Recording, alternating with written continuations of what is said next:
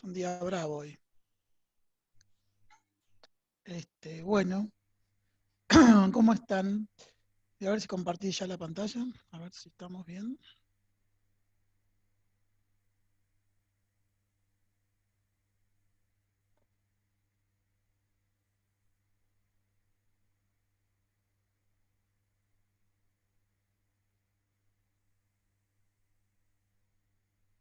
Ahí estamos, ¿no?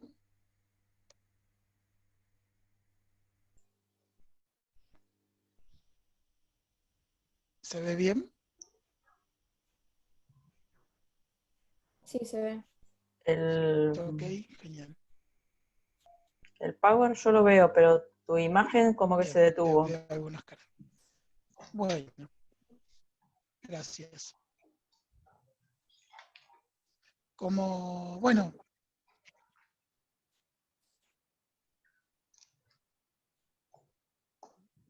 Bueno, si me escuchan, genial. Sí, Sí, se le sí. escucha bien. Yo creo que vamos a estar complicados hoy, así que bueno, esperemos resolverlo de la mejor manera. Bien, como expresa ahí la primera diapositiva, bueno, mejor.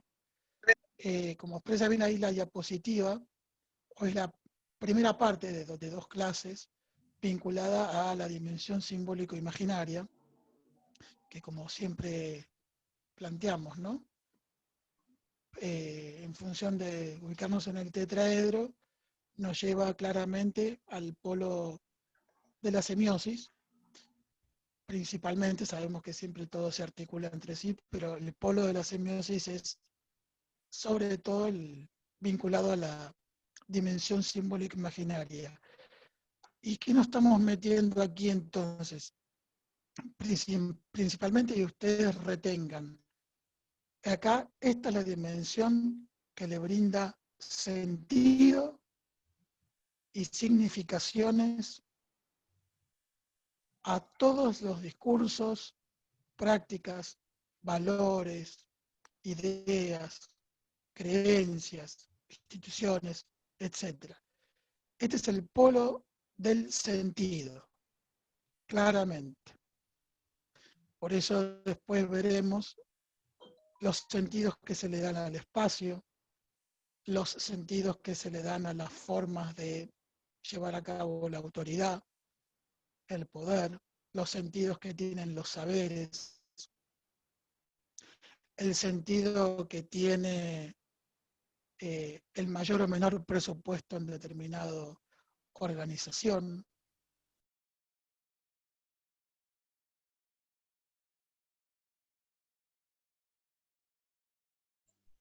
Se le cortó a Germán.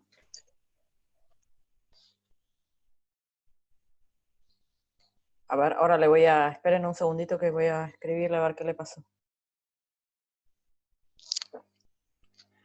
Esto es la realidad misma. ¿Ustedes alguno tuvo corte de luz? Yo tuve corte de luz anoche, por ejemplo. ¿Sí? Alguien dice que sí, levantan la mano. No, por favor, que tengo Perdón, tóxico, ¿se me ni lo cayó a mí digan. solo? Me muero. Sí, Ger, A justo te vos, estaba Rafael. escribiendo Estaba que eléctrica, todo eléctrico. se te bajó a vos.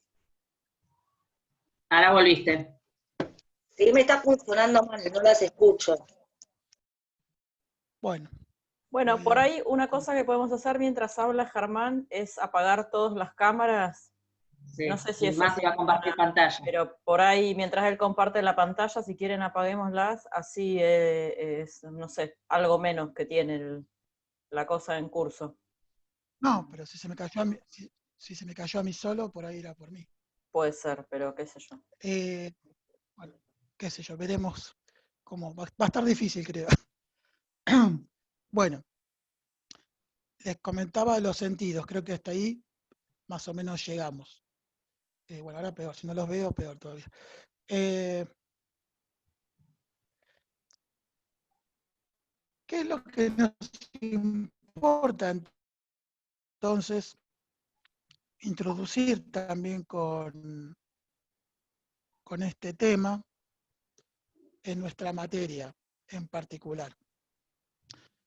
Nosotros planteamos el tema de representaciones e imaginarios sociales, que es parte interesa, todo lo que tiene que ver con, en esos discursos que nos dan los colegas en las entrevistas, ¿qué es lo que hay de sentidos y significaciones compartidas o no en relación a la organización del trabajo en la cual desempeñan su práctica? Perdón, ¿hay alguien que está con el micrófono abierto? Bien. Bueno, les decía, en tratar de dar cuenta de los sentidos, significaciones compartidas o no por los y las colegas del trabajo social en relación a las características de la organización en la que llevan a cabo su tarea, su profesión, los sentidos compartidos o no en relación al trabajo en general, ¿no? A la institución del trabajo y al trabajo en particular que llevan a cabo dentro de esa organización, y los sentidos y significados compartidos o no en relación a la propia disciplina, al oficio. Esto quiere decir que esto es lo que nos interesa sobre todo del material que ustedes están teniendo allí, para que ustedes lo puedan leer en clave de este punto. ¿Por qué? Porque estos sentidos, compartidos o no, son posibles de generar conflictos, diferencias o hasta crisis en los espacios de trabajo. Por eso es que la lectura de esta dimensión, recuerdan cuando al principio nosotros de la primera clase hablábamos del momento heurístico y el momento hermenéutico.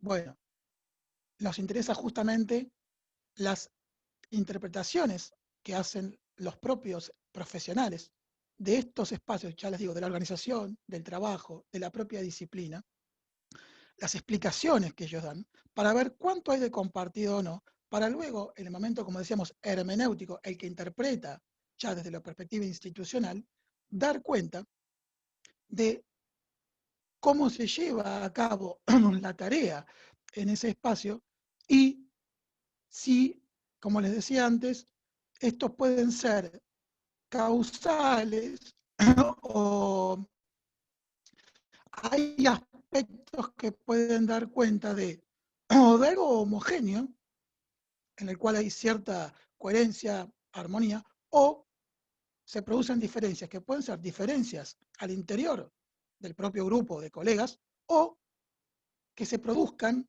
disputas o dificultades, conflictos vinculares, relacionales, entre sectores de la organización. Entonces, vuelvo a decir, por eso es importante que nosotros incluimos este tema. Y quizás en las corrientes institucionales que estamos viendo, no es que aparezca los imaginarios sociales, como ustedes ven, en los conceptos, en los dispositivos, salvo quizás, como bien lo vemos acá, en el tetraedro planteado por Noafé, que corresponde a la psicología institucional psicoanalítica, y acá sí, los imaginarios son parte específica, explícita del análisis de las instituciones. De todas maneras, todos los equipos, obviamente, la existencia de imaginarios sociales, vamos a ver que, por ejemplo, Castoriadis, como siempre les decía, es como una suerte de guía del análisis institucional en un momento, quiere decir que los autores de las corrientes incorporan y tienen claro que el análisis de los imaginarios sociales en las instituciones es clave, entonces, para entender cómo circulan y se actúan los sentidos en esas instituciones. ¿Sí? Entonces, este es el primer punto, como para que entiendan en qué clave leer los textos, para por ahí no quedar enmarañados, ¿no? Más allá de la guía de lectura, etc. Hasta ahí, entonces nos ubicamos para entender los distintos puntos en que a esto estamos apuntando, para llevarlo sobre todo al tema nuestro organizacional. Bien.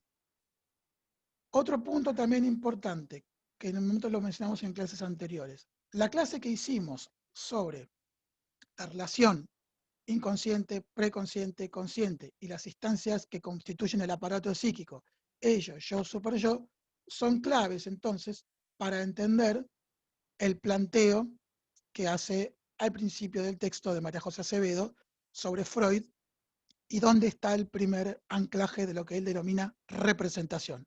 ¿Qué quiere decir? Nosotros ahora vamos, el texto que ustedes van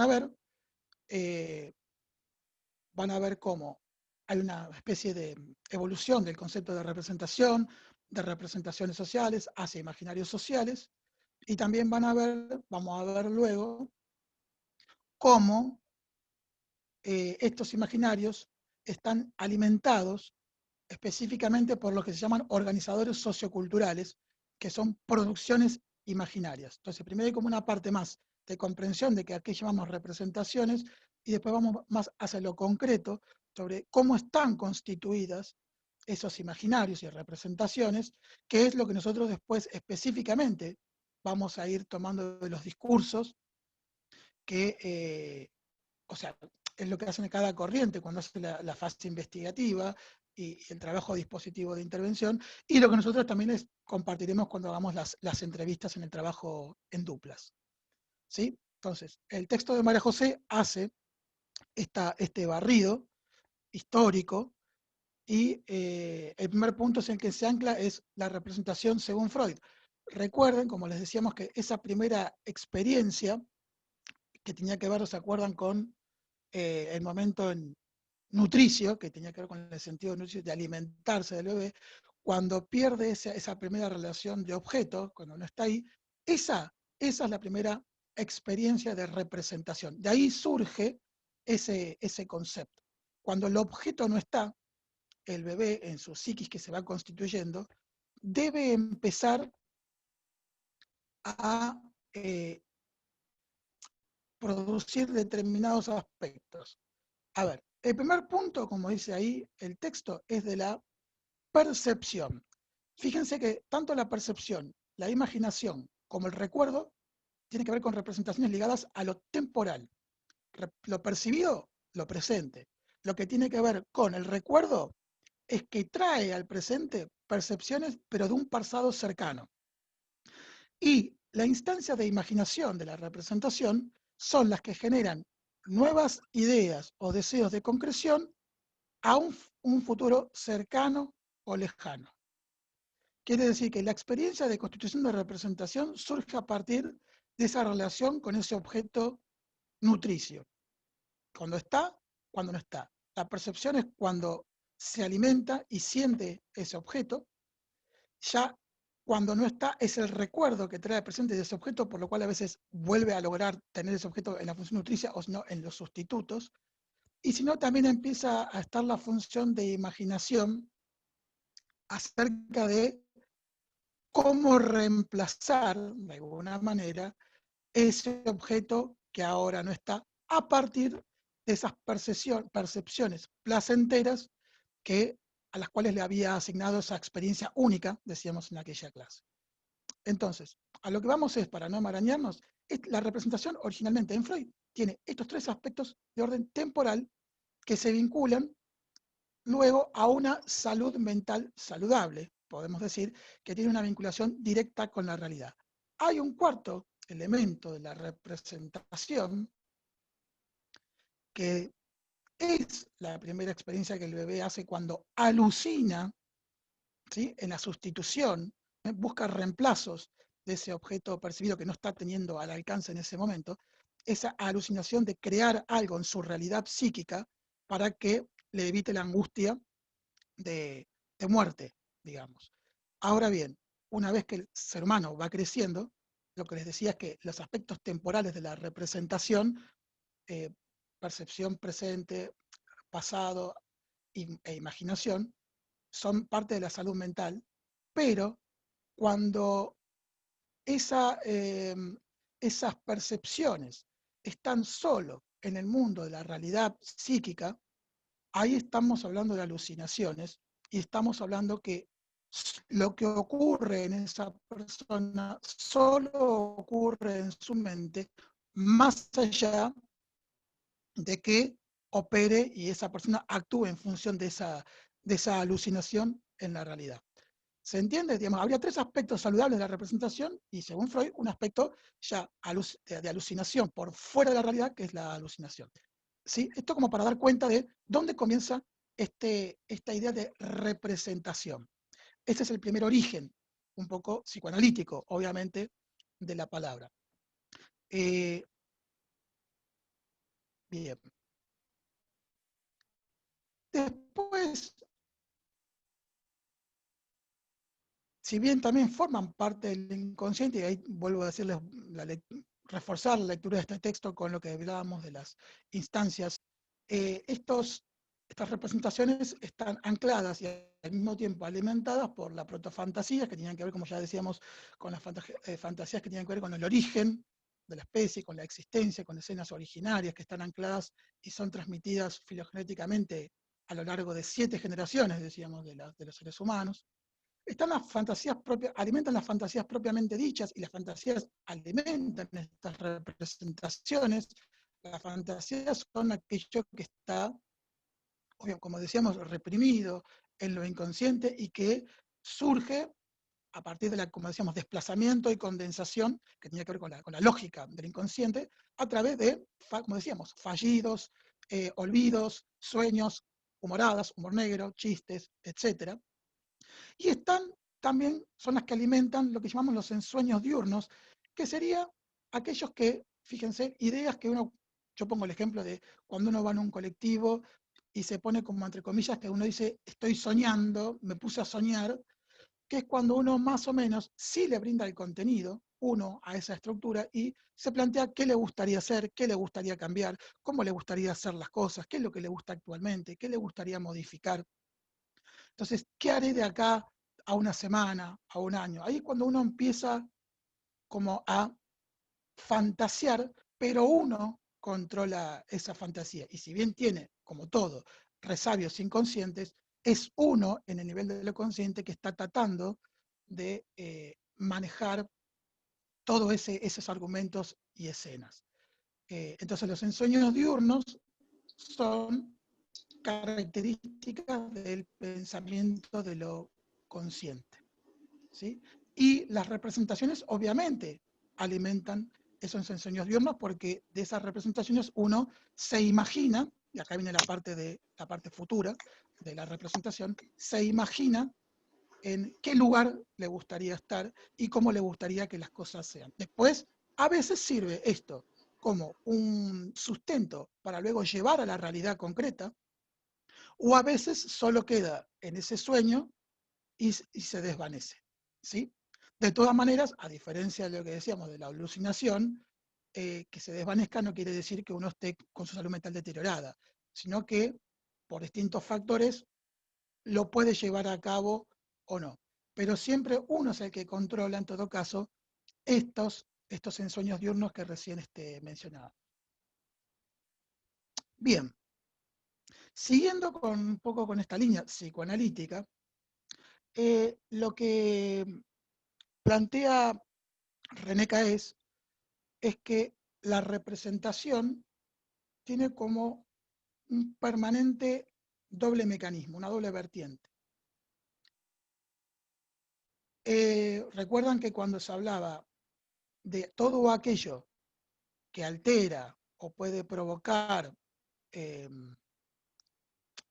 movimientos bruscos o, como podemos decir así, como displacer, incomodidad a la psiquis, todo eso, por un lado decíamos, lo lleva a la represión, pero también lo que Caes plantea es que a partir de ese movimiento psíquico interno, todo lo que produce displacer es quitado del consciente de ello y llevado hacia aquellos objetos externos que son percibidos como amenazantes, ¿sí? Entonces, hay vuelvo a decir, un mecanismo interno que reprime, pero ubica al mismo tiempo en aquellos objetos externos el displacer y todo aquello que es valorado negativamente.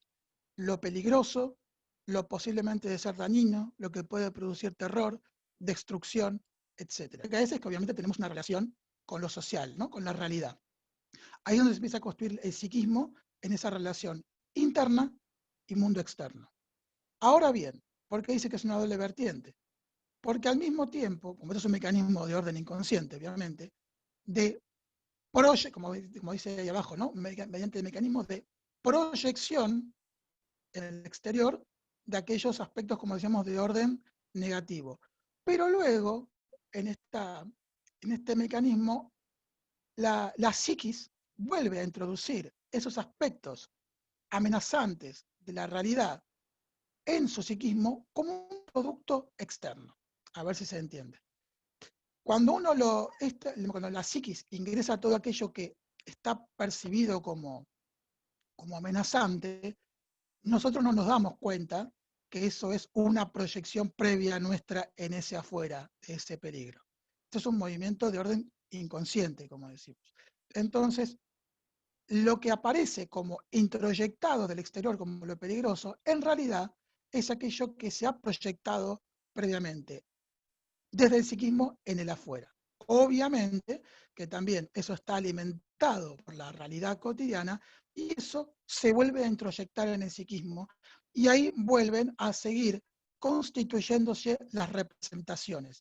Por eso Caes va a decir que las representaciones entonces son un constructo entre aspectos de orden inconsciente y aspectos de orden consciente, aspectos del orden del mundo psíquico interno y aspectos que aporta el mundo externo, el de la realidad material. En este doble juego del psiquismo, del manejo del mundo interno y del mundo externo. En la relación proyección sobre el mundo, de introyección de ese mundo externo con lo que se ha proyectado previamente. Digamos, esto ven cómo se va complejizando. ¿Esto qué quiere decir en términos criollos? Uno incorpora el mundo que sin darse cuenta es creado por uno mismo. Para decirlo en palabras criollas. Quiere decir que uno lo naturaliza el mundo externo sin percibir que ese mundo externo tiene sentidos y significados que les han provisto los propios seres humanos. ¿Se entiende? Es un movimiento, obviamente, que hace la estructura lógica del aparato psíquico. ¿Se entiende? Entonces, muchas veces el hecho de perder de vista esta idea es la que produce, voy adelantando como una conclusión, la imposibilidad de transformar la realidad y las instituciones. Al verlas como algo naturalizado, objetivado, en las que uno no se reconoce como autor o autora de esa realidad, en parte, obviamente uno no es el único autor de esa realidad, pero en términos así generales, al desconocer que es el ser humano, el que es el productor o de la relación entre seres humanos, más o menos conflictiva, de esa producción de la realidad, muchas veces es lo que evita y también produce una traba inconsciente de las posibilidades de transformación de esa realidad. Con esto también damos un primer paso. Las representaciones pueden ser, y acá también incorporamos la perspectiva de Moscovici, tanto aspectos que permitan alterar y modificar la realidad, o también las representaciones pueden ser fracasas. Es decir, naturalizar situaciones, representarnos que es imposible la posibilidad de transformación, o que la transformación puede llevarse a cabo por determinados seres humanos con determinadas cualidades, lo cual también es una representación, ¿no? ¿Quiénes son los que están capacitados o no para llevar a cabo esas transformaciones? Fíjense, cuando hablamos de la Organización Científica del Trabajo, qué vinculación fuerte que hay en esto que se hablaba de los quienes conciben la tarea y quienes la implementan, ¿no? Es un poco este pensamiento, las representaciones. Por eso Mendel siempre estuvo tan preocupado por lo que produce el cercenamiento de la Organización Científica del Trabajo, es que si la representación que se empieza a internalizar tiene que ver con esta dualidad entre quienes hay personas con cualidades, características y saberes que poseen por la posición que ocupan en lo social y que está merecida, y que hay otros que deben acatar esas órdenes, cumplirlas porque no sé, y entonces otro me debe enseñar. Entonces fíjense cómo esa representación, que es absolutamente un constructo social, en la relación psiquismo y realidad social, por los vínculos de poder, económicos, etcétera, se instituye, se naturaliza, y las posibilidades de cambio. Entonces, ¿qué queremos decir con esto? Que no hay una valoración de las representaciones como buenas o malas. Lo que sí es clave tener en cuenta que las representaciones imaginarios sociales podrán permitir, por un lado, bien como dice Moscovici, darle sentido a todo, promover una adaptación activa a la realidad para poder desenvolvernos en un mundo que nos sea conocido, que nos permita tener un lenguaje en común, esquemas de interpretación que permitan explicar aquello conocido, lo que nos hace familiar, hacer más familiar lo desconocido, es decir, tener herramientas que nos presenten frente a dificultades, es decir, todas las instituciones que nos van conformando, ¿no? La familia, la escuela, los grupos de amigos, los clubes, la secundaria, etcétera, son todas formas e instituciones que nos van socializando y humanizando y dándonos esquemas que nos permiten desenvolverlos en la realidad. Ahora bien, como les decía también, la idea es que estas instituciones también permitan las posibilidades también de repensar esa sociedad, repensar esos sentidos para poder alterarla y modificarla de acuerdo también a los deseos de determinados sectores, agrupaciones, intereses y también respecto a la historia. ¿Sí? Porque si no pareciera que las representaciones son inamovibles y solamente reproductivas. Entonces el aporte de Moscovici es que él le da, más allá, obviamente, de esta explicación de cómo surge psicoanalíticamente la representación, de cómo se constituyen las representaciones, es cómo se utilizan esas representaciones, para qué sirven. Las representaciones sirven para poder vivir en el mundo cotidiano, para que ustedes cada mañana que se levantan no se pregunten, che, me levanto y por qué respiro, y por qué me voy a alimentar. Y si uno se estuviera haciendo preguntas permanentemente por la vida cotidiana, sería imposible desenvolverse en ellas. Entonces, uno en esa formación va adquiriendo certezas, confirmaciones que permiten, de alguna manera, hacer ese mundo más accesible a la comprensión. ¿Sí? Entonces, uno va a esto, se generan conflictos, diferencias, repensamientos y críticas de esas ideas. Pero esas críticas, reflexiones, están dentro de un marco de concepción y esquemas más o menos acordados previamente. Cuando digo acordados, tiene que ver no porque uno haya acordado con una firma o consensuado explícitamente, sino porque ha sido socializado en la sociedad a la que pertenece y comprende esos esquemas, y si en todo caso hay una crítica a ellos, será dentro de ese marco de esquema, aún en las revoluciones. ¿Sí? Cuando uno genera revoluciones es a partir de acuerdos en común, como puede ser el lenguaje, las ideas, después el contenido que uno le da será diferente, pero hay esquemas de comprensión incluso para plantear diferencias absolutas. ¿Se entiende?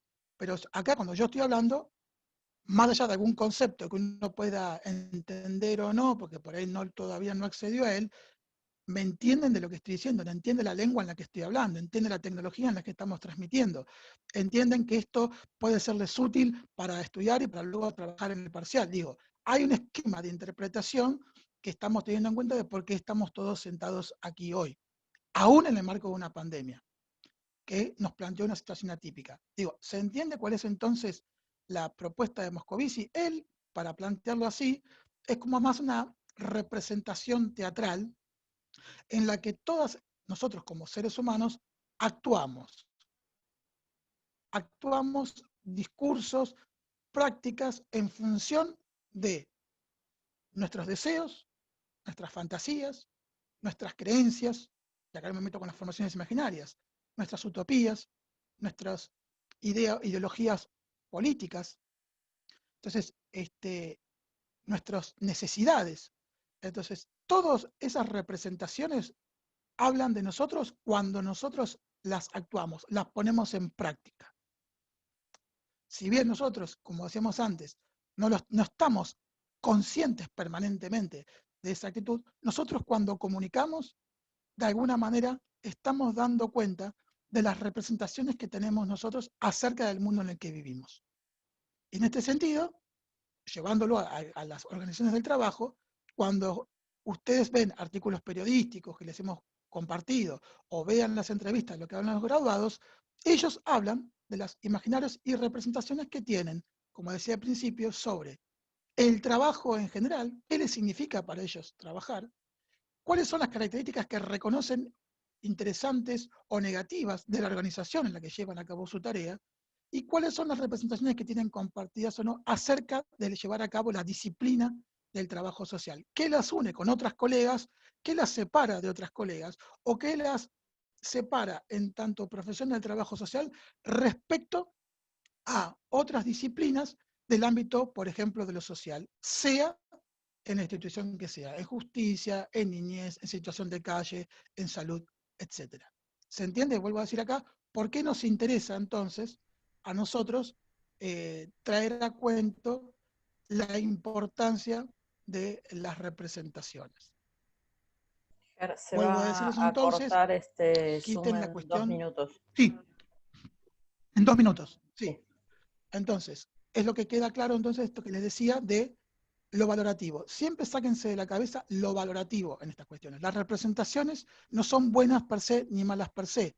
Existen, las tratamos de denominar, lo que sí pueden ser tanto pasibles para la reproducción, que es su característica mayor, porque si estuviéramos cambiando todo el tiempo sería muy difícil la vida. Entonces, es verdad que las representaciones nos ayudan a comprender el mundo, nos ayudan a actuar en él y tienden a que nosotros podamos reproducir permanentemente esas prácticas, lo cual no implica que no haya elementos también a partir de la imaginación radical, que es lo que nos vamos a meter ahora, después del corte, con la perspectiva de Castoriadis, que es aquel basamento que permite al ser humano realmente distinguirlo del animal.